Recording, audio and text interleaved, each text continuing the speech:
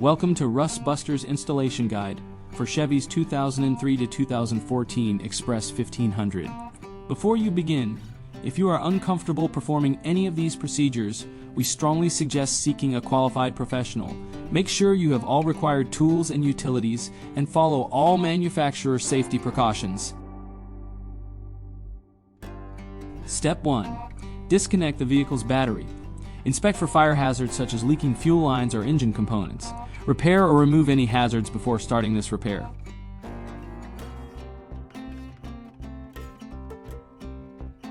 Step 2.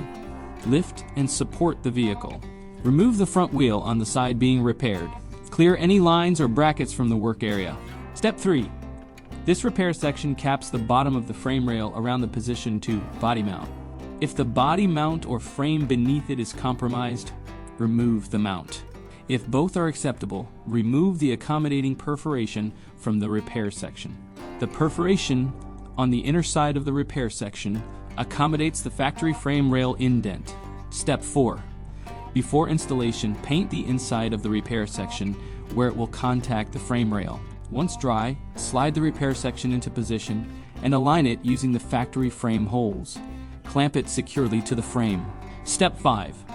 Following proper welding procedure, tack weld the section in place, then weld all edges of the frame section.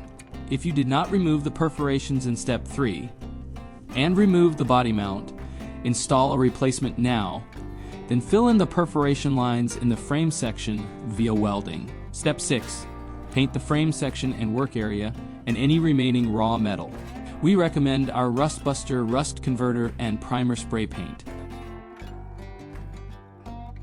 Finally, reinstall any lines or brackets removed during preparation, then reinstall the front wheel and lower the vehicle.